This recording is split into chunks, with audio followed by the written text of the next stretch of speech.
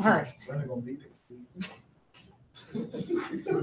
All right, so our first problem says, Mrs. Phillips has 50 identical pieces of chocolate, which she's planning to divide amongst her 5 children. She wants to do this fairly. So we've already talked about fairly. We should technically take all 50 and split it equally, which means everybody gets 10 pieces of chocolate.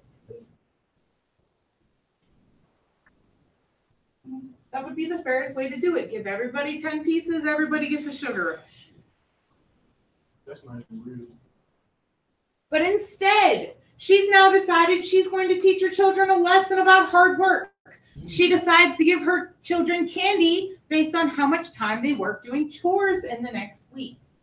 Okay. So, what we have here is all of the minutes that each child has worked. Child 1 has worked 150 minutes, child 2, 78, child 3, 173, so on and so forth. Please understand this is in minutes, not in hours. She's not a slave driver.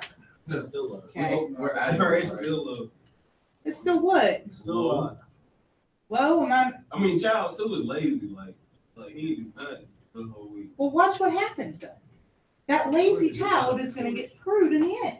I believe it. Okay? So, the first thing you have to do to figure out how many chocolate pieces you're giving out to all these people is I need to know the total amount of minutes worked. So, you're going to add up all these. And Marcus has already killed it. I saw where this was going. 900.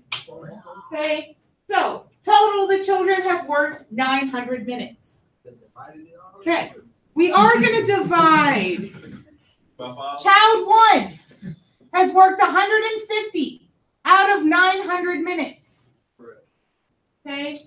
Think about the pie chart. He's worked this section of the pie chart. Okay? We then take that and we multiply by 50 because that's how many chocolate pieces we're given. So 750 times 50. Did you do 150 divided by 900? It's going to be about 8 pieces. And then multiply it by 50. Fractions of pieces. So, Mistakes from me. 8.3. 8.333. Yeah, 8 1/3. But okay. So So, what happens is you figured out what percent of the total amount of time that child 1 has worked, and then you take that percentage, and that's how much of the 50 pieces that you get. So, child 1's going to walk away with 8.333 pieces of chocolate. Child 2, well, he didn't work as much. 78. So 78 divided by 90. That again gives you the percentage of amount of time he worked. Times the 50. 4.333.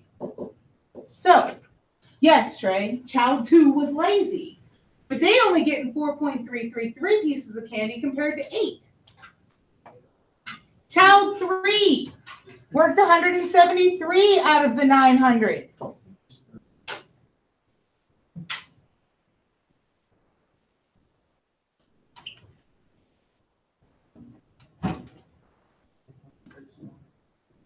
$9.611. Who should end up with the most amount of chocolate? Child 5. They worked the most. So, child 4 worked 204 out of 900 times 50. Said 11.333. Okay. And child 5 worked 295 out of 900. 16.388. 16.388.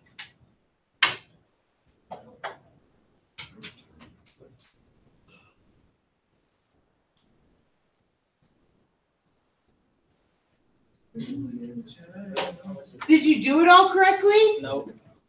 A good way to check yourself at this point is to take all these decimals you got and add them up. When you add them up, it should come out to equal the 50 pieces of chocolate that you were given out. If it doesn't, you have a problem. If it comes out to be like 49.97, it's still close enough. Okay? Please understand that as you round these decimals, it throws everything off a little bit every time you round. So if we can avoid rounding Yeah, all that much right now. I got 49.88. 49.88. 9.998. 49.998. Yep. Okay, so close enough to 50. Okay, so please don't panic. Okay, part C says, how many minutes of chores would a child need to work to earn one piece of candy? 5:50. No, 5. Right? I don't know. How many Okay. minutes of chores would So- child need to work? Minutes per candy. How many total minutes do I have? 900. Over, this is minutes, because remember it says minutes per candy. How many pieces of candy do I have? 50. What do I get when I divide that? 18. Okay, so you have to work 18 minutes per candy. Okay, 18 minutes per candy. Your total amount of minutes divided by your total amount of candy.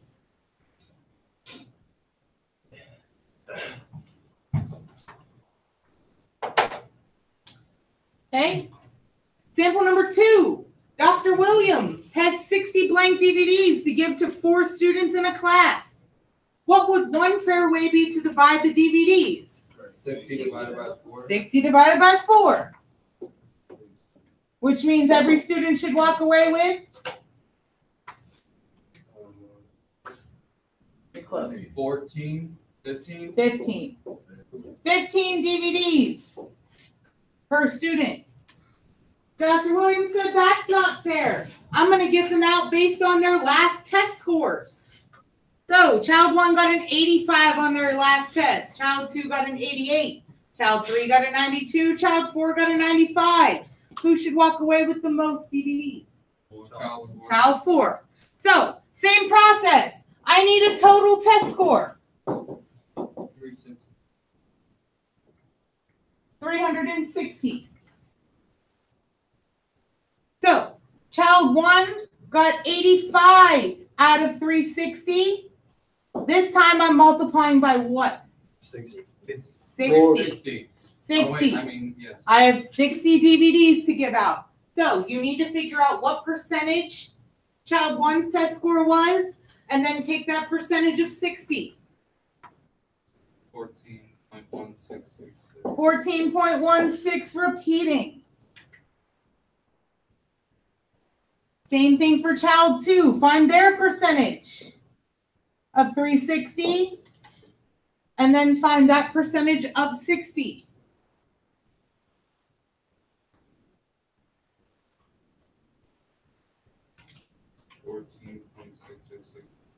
14.6 repeating. Child number 3.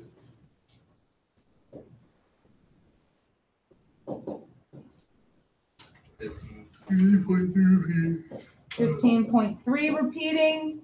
And finally, child number 4.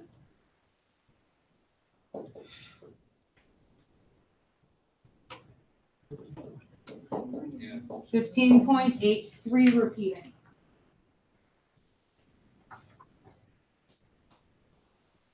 Okay, so your prediction was correct. Child 4 should end up with the most DVDs at the end of this. For how many points earned on a test would a student earn 1 DVD? So, again, points earned, that needs to go on top. So what goes on top? 360. 360 total points. Divided by 60. DVDs, so 60. 6. You need 6 points per DVD.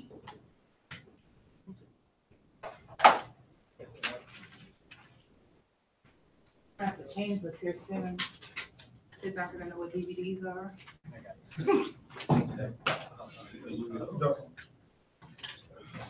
Blu-ray is almost like out the door. Everybody streams everything nowadays. Yeah. Listen, I already started my daughter's Blu-ray Disney collection. Wow. I don't I don't know how much longer Blu-rays are gonna be around. You know what I'm saying? I'm in my own delusional little world where nothing changes. I get stressed out when things change. Okay, so based on the example, do you think there's any challenges to sharing items proportionally to all individuals? If it's not an even number. What's It's not an even number. How in the heck do I give child 2.6 of a DVD? Look around. I can't break it. Get it right Okay. now. So these are not whole numbers. You have to make it skip. You have to make it skip. Put bootleg. Just have somebody walking by. Right.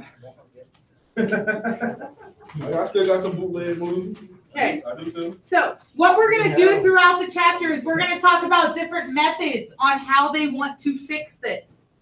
This is eventually going to break us into the Electoral College, which is what they use now. Okay. Apportionment is what they use to do our Electoral College. So you've got 3 elements that go to each problem. The first one is the states. These are the players that are involved in the apportionment. So when you're looking for the states, you want to ask yourself, who gets? Okay, that's your big question. Who gets? So if I go back to this problem, DVDs, who's getting in this problem? Everyone? Yeah. No. The what? The kids, the children. So in the last example, this is your children. Okay? The children were your states. The next thing you need to be able to identify is the seats. This is the indivisible objects that we're going to divide. So when you look at this, you want to ask yourself, what is given? Receipts. Okay? Your seats are what is being given. What are they getting? Okay? So who gets and what are they getting? If I go back to this problem, what did the children get? DVDs. DVDs.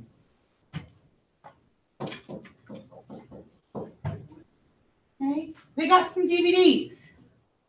The last thing, populations. Your populations. How is it given? Okay? How is it being given? By their scores. The children were given DVDs based on their test scores. What did they use to split up the DVDs?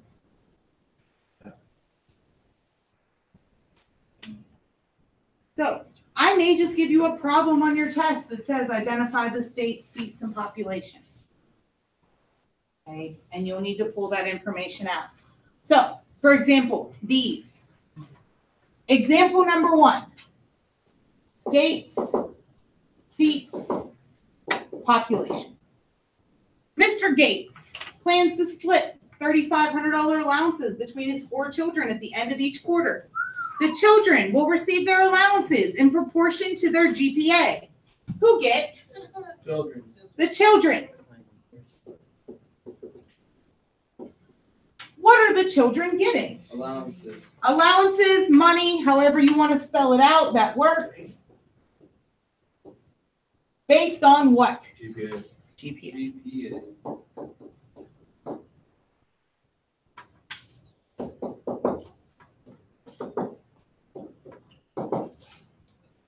Okay. We've got 40 teachers that are in an elementary school. And the principal plans to apportion the teachers to the 5 grade levels in the school based on... Pardon the interruption. Please dismiss the members of the golf team. Please dismiss the members of the golf team.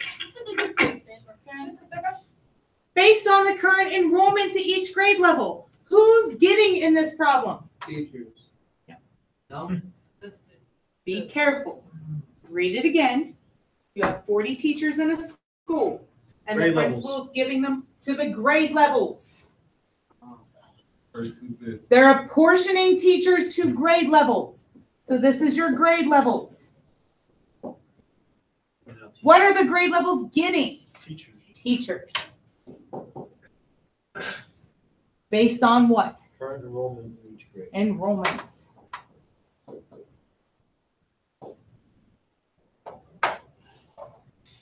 Okay.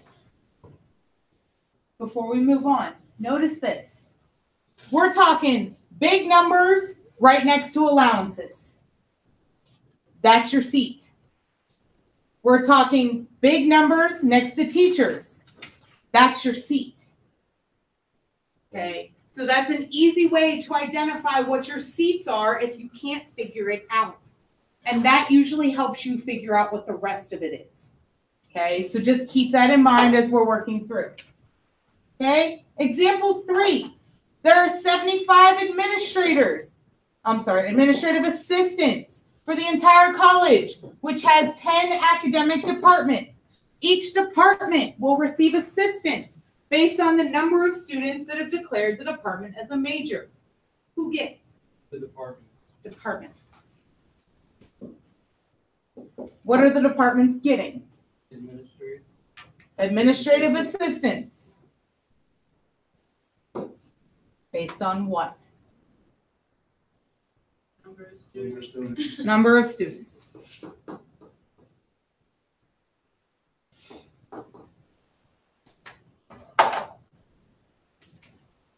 We're not going to start this off very well if you don't wake up, my friend.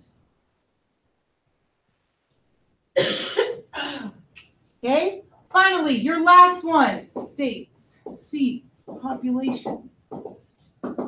The city is planning to reorganize their 5 major bus routes around the city. The average number of passengers on each route will determine how the city's 36 buses will be apportioned. Who gets? The routes. The routes. What are they getting? The buses. Based on number of passengers.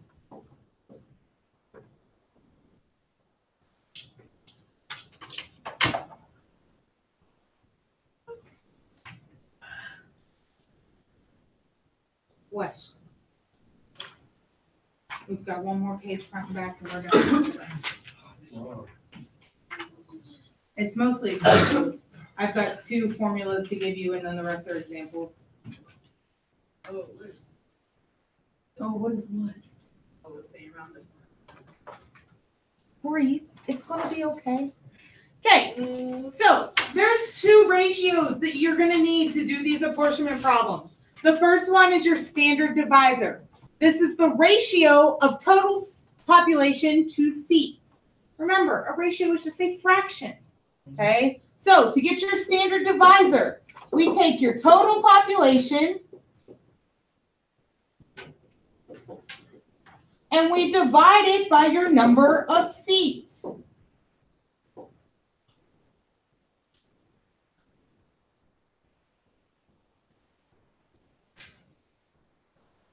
Okay. Your standard divisor represents the number of people per 1 unit. What I mean by that, when we did that first example and we talked about minutes per candy and we got 18 minutes per candy, you found the standard divisor. You took your total amount of minutes and divided it by 50 pieces of candy. When you took the 360 test score and divided it by the 60 DVDs and you got 6 points per DVD. That is your standard divisor. So you've already done this. Okay, so please don't let it scare you. The last thing you need to be able to do is standard quotas.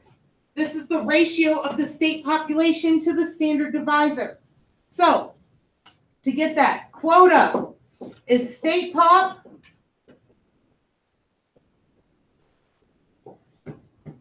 divided by your standard divisor. And this represents the exact number, including the decimal of seats that each state should get. Standard divisor. I pulled it from up top. If you want to write out standard divisor, you're welcome to. Okay, so when you found out 14.16 DVDs, that was your standard quota. 15.833, that was your standard quota. So again, you've already done all of this. So let's do it some more. Example 3. Now we're talking about a nation that has 6 states in it, and they have 250 seats in Congress. We need to figure out how many representatives from each state is going to go into Congress. So we do that by first finding your standard divisor. Again, that's total population divided by the number of seats. Okay. So it would be 12.5 mil, right, divided by 12,500,000. That's your total population. Okay. They've already given that to you. No. No. It's divided by your number of seats. So he looked at 6, but there's a 250 up here as well. Oh. Okay. My best advice to give you, the number of seats is always the biggest number in the problem. Okay. That 6 represents state A, B, C, D, E, and F. Okay, those are your 6 states. So you always divide by the biggest number up there. So we would divide this by 250. 50,000.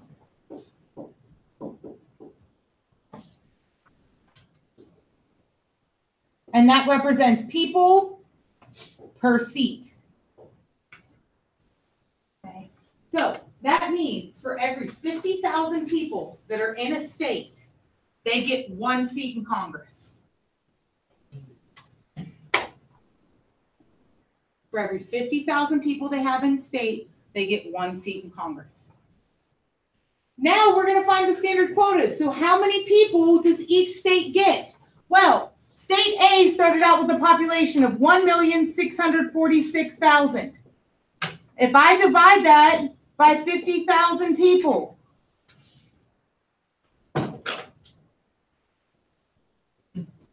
what do we get?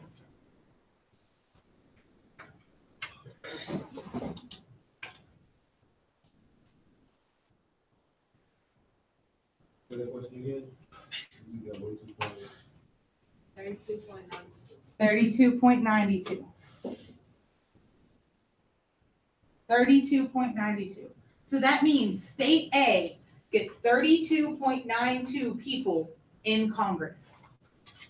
They have enough of a population that 32.92 people can represent them in Congress. B has 6,936,000. Again, we need to figure out how many times 50,000 goes in there. 138.72.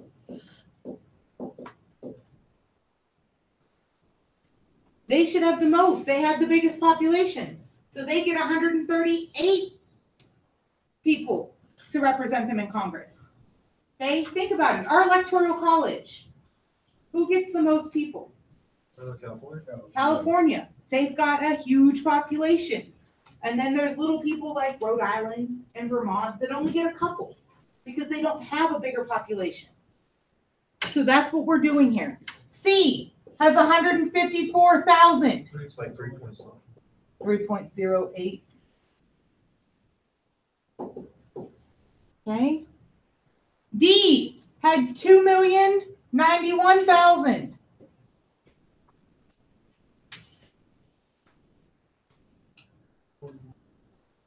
$41.82 people to represent them in Congress. E has 685,000.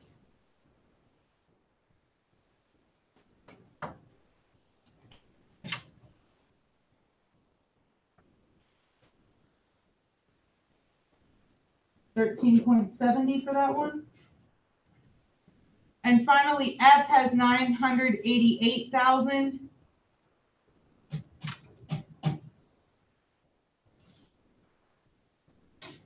$19.76.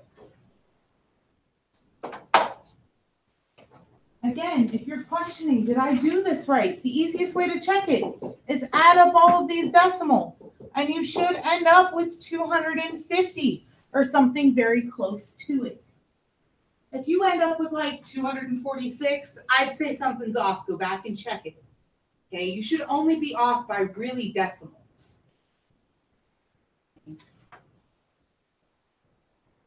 Okay, now we're going to get into the rounding. Each method is going to have a specific rounding rule. So if I ask you to normally round, what does 32.92 round to? 33. 33. What does 138.72? 139. 139. 3.08. 3. 41.82. 42. 13.70. 14. And 19.76. 20.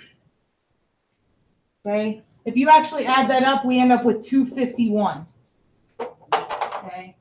Which is a problem, and we will talk about that later.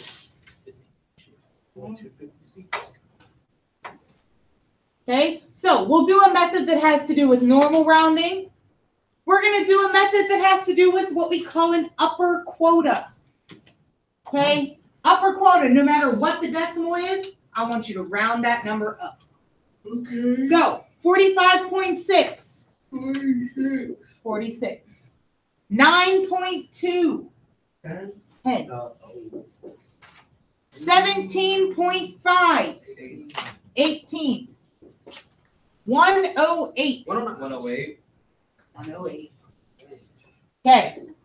The only time you do not round at all is if your number is a whole number. There is no decimal after it, it stays. That is the only thing. That one does not move. Lower quota. When you see the words lower quota, and there are two methods that deal with lower quotas, all you want to do is drop your decimal. So 35.6, 35. 35. 99.2, 99. 16.5, 16. And guess what? 108. 108. Okay, those are the only ones that did not move. Okay, at the top of the next page, you see find the upper and lower quotas for the 6 nations from example 3. Let me go back so you can see what the decimals are. Okay, here's your decimals. Go ahead and do your upper and lower quotas, and then I'll switch back and we'll fill them in. Okay. You're going to use the standard quotas from here and do upper and lower quotas for all this.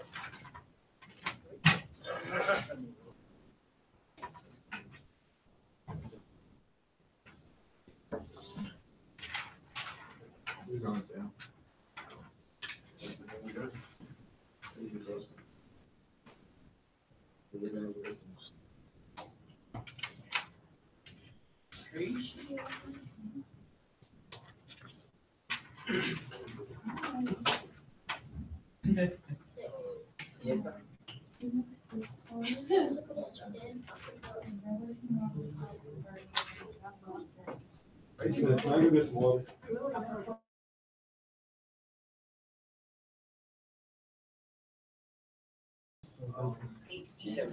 This is the only one that doesn't. So this is all. Remember what it is. 108. Everything just drop your decimal. 35, 99, 16. That's 6. Okay. Yes.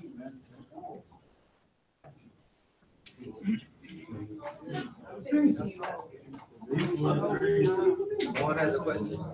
Juan has a question.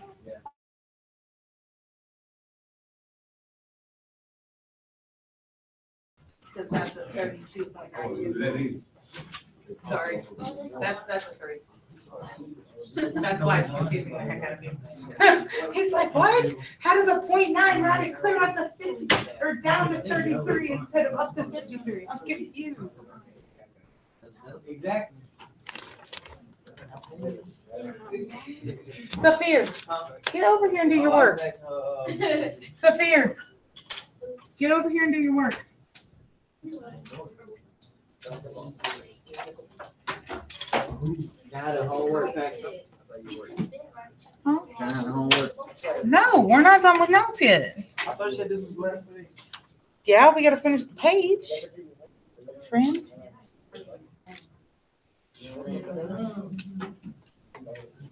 What you trying to do?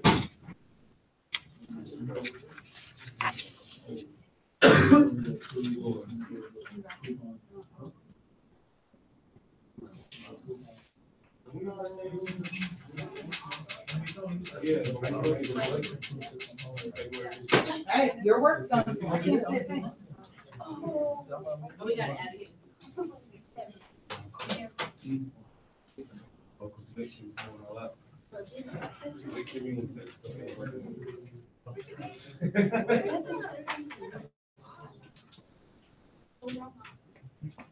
Okay. Wait.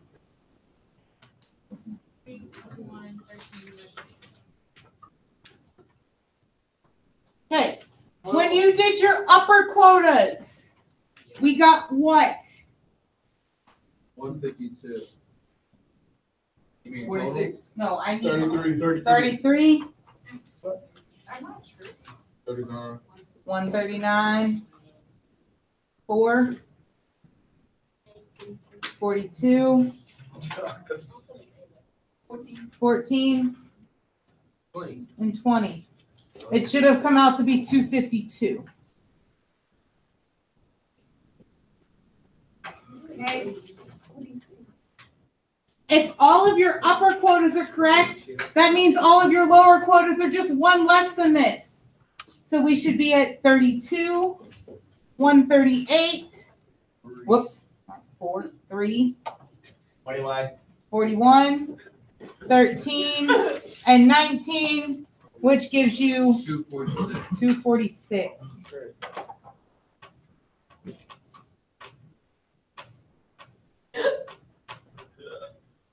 Is there any chance that my lower and upper quotas will be equal to each other? No. No. Yeah, if there's no decimal. If there's no decimals, if every one of my standard quotas are whole numbers with no decimals, upper and lower quota will match. The only time. If we have all whole numbers. Okay, the only time it will happen. Okay. Sample number 4. We need a standard divisor, and then we need some standard quotas. Okay, so this time we've got a school board that wants to assign 30 new teaching assistants among 5 elementary schools based on the current number of students in the schools. Complete the calculations for the standard divisor and standard quota for the table given. First off, let's go back. Who gets? What's my states? Who gets? North, southeast, and west. Okay. Also, notice when it's in a chart like this, the who gets are what's listed. So it's your schools. North, south, east, west, and central. Okay, your school gets. What are they getting? Teacher assistants. Teacher assistants. Again, go to your bigger number up in here. Teaching assistants. Based on what? Current number of schools. Number of students. Whatever's over here is your population. Okay, so that's another way to point it all out. So the first thing I need to get a standard divisor, I need a total pop. 380? No, that's not it. I thought that last No. was total. No, they didn't give you a total this time. They usually don't. Okay. 1,800. And what do I divide that by? 30. Seats, which is 30. 60. 60. What does this represent? What The does amount the of students that you need per students per per teacher. per teacher assistant? Fantastic. Think about what you divided. You divided your students per teacher assistant. So it's 50 students per teacher.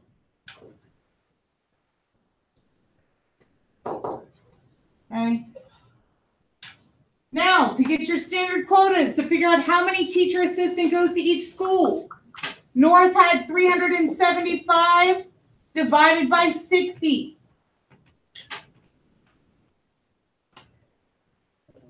Oh, for real? How many teacher assistants does North get? 6.25.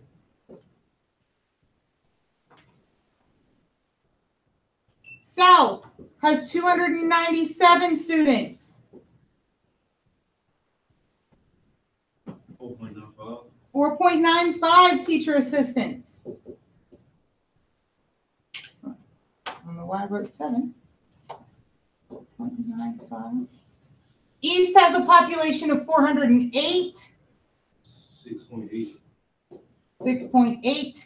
I'm going to stick a 0 on the end just because every other one has 2 past the decimal.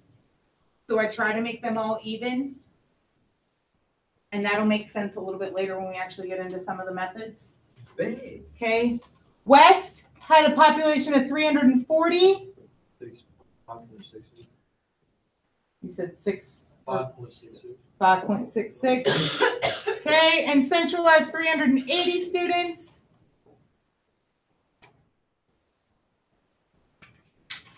6.33 teacher assistant.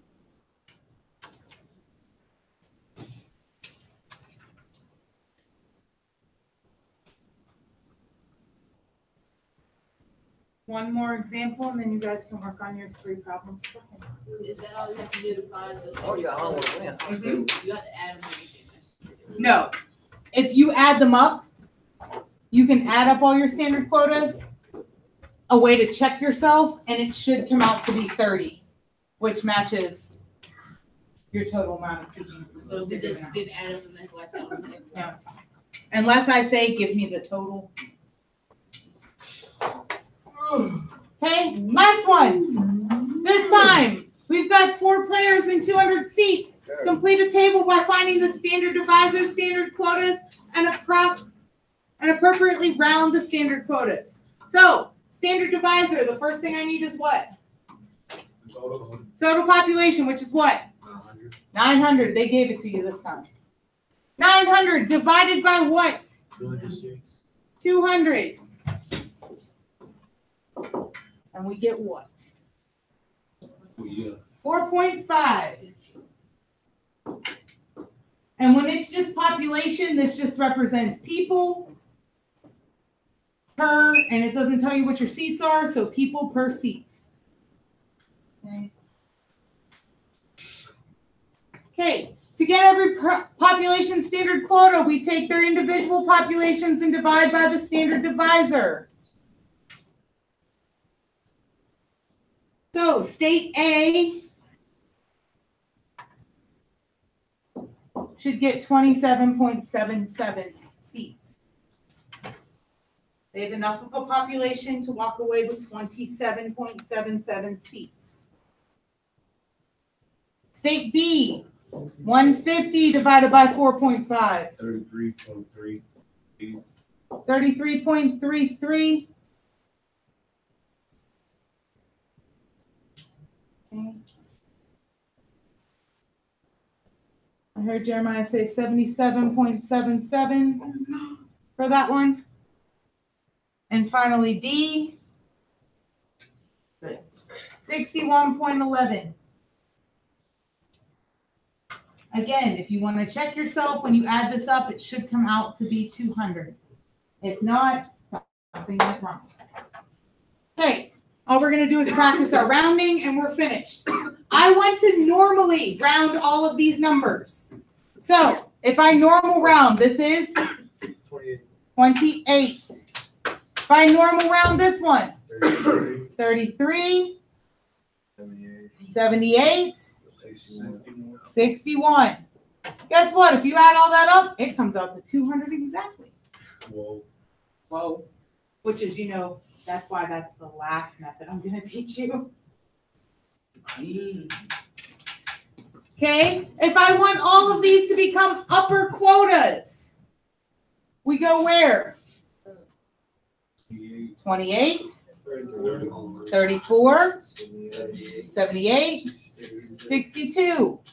We're at 202 with an upper quota.